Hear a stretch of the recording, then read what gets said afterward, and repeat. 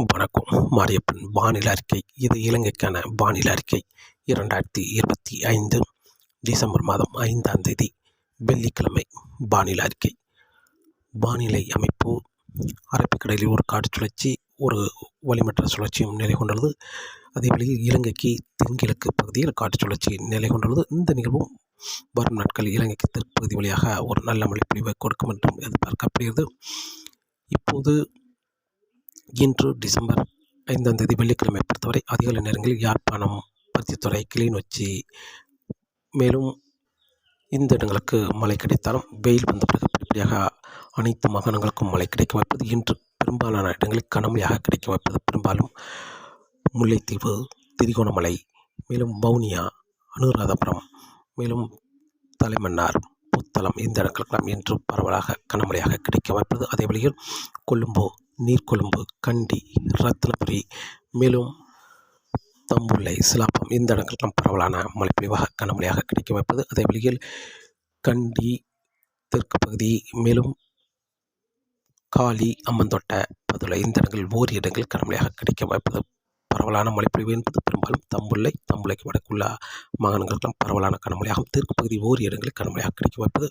மட்டக்களப்பு, அம்பாறை இந்த இடங்களுக்கும் கனமழையாக கிடைக்க வாய்ப்புள்ளது. இன்று நுவரேலியா சுற்று வட்டாரங்களுக்கும் கனமழையாக கிடைக்க வாய்ப்பது. இன்று பரவலான மழைப்பொழிவாக இலங்கையில் அமைய இருக்கிறது. நாளை டிசம்பர் 6ஆம் தேதியை பொறுத்தவரை பெரும்பாலும் தம்புளைக்கு தெற்கு பகுதி மிதமான முதல் சற்று கனமழையாகவும், கனமழை என்பது கொழும்பு, நீர்கொழும்பு, கண்டி, ரத்தினபுரி இந்த இடங்களுக்கெல்லாம் கனமழையாக கிடைக்க வாய்ப்புள்ளது. அதே வேளையில் அம்பாறை, அம்மந்தோட்டை, ஹாலி, கோட்டை இந்த இடங்கள்லாம் மிக கனமழை வரை கிடைக்கும் என்றும் எதிர்பார்க்கப்படுகிறது. 12 சென்டிமீட்டருக்கு மேல் மழை கிடைக்க வாய்ப்பது. நாளை தெற்கு தென்மேற்கு உள்ள மாகாணங்களுக்கு கனமழையாகவும் ஓரிரு இடங்களில் மிக கனமழையும் எதிர்பார்க்கலாம். அதே வேளையில் நள்ளிரவு நேரங்களில் வட மாகாணங்களுக்கும் மழை தொடங்க வாய்ப்பது. யாழ்ப்பாணம், பருத்தித்துறை, முல்லைத்தீவு, திரிகோணமலை இந்த இடங்களுக்கெல்லாம் நள்ளிரவு நேரங்களில் மழை தொடங்க வாய்ப்புள்ளது. அதே வேளையில் டிசம்பர் 7ஆம் தேதி ஒரு பரவலான மழைப்பொழிவாக கிடைக்க வாய்ப்பது. நிகழ்வு இலங்கைக்கு தெற்கு பகுதியில் நிலை கொண்டிருக்கும் என்பதால் ஒரு பரவலான மழைப்பொழிவாக கிடைக்க வாய்ப்பது. ஆங்காங்கே கனமழையாகவும் கிடைக்க வாய்ப்பது. டிசம்பர் 7ஆம் தேதியை பொறுத்தவரை டிசம்பர் 8ஆம் தேதியும் ஒரு பரவலான மழைப்பொழிவு, லேசான மிதமான மழை கிடைத்தாலும் ஓரிரு இடங்களில் கனமழையாகவும் கிடைக்க வாய்ப்புள்ளது.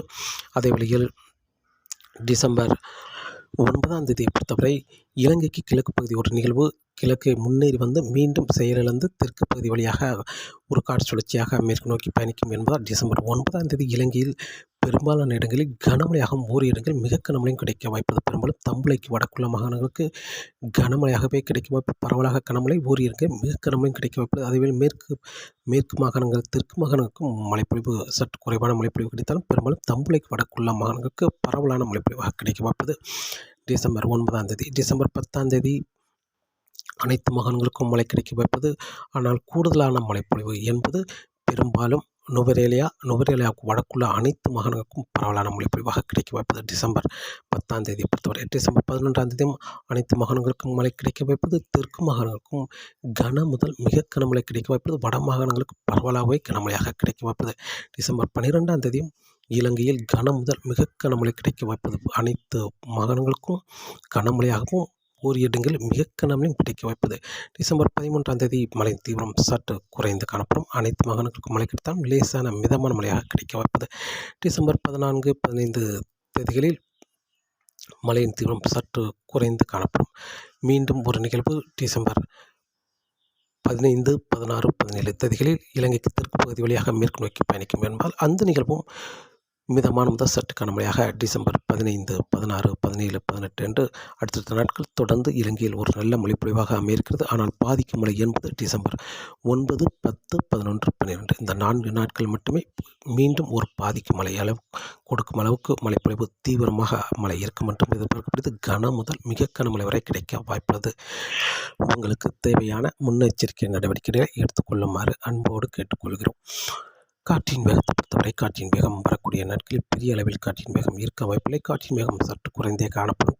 இலங்கையில் தரைக்காற்றாக இருந்தாலும் சரி, அதே வேளையில் வங்கக்கடல், மன்னார் வளைகுடா, குமரிக்கடல் மீனவர்களுக்கு மீன்பிடிக்கும் சாதகமான சூழலாக அமையும் என்றும் எதிர்பார்க்கப்படுது. இலங்கைக்கு அடுத்தடுத்த நிகழ்வு மிக மிக நெருக்கமாக இலங்கைக்கு நெருக்கமாக வந்து மேற்கு நோக்கி பயணிக்கும் என்பதால் தரைக்காற்று பெரிய அளவில் இருக்க வாய்ப்பில்லை. ஏனால் வலுவான நிகழ்வு எதுவும் இலங்கையை கடக்க வாய்ப்பில்லை.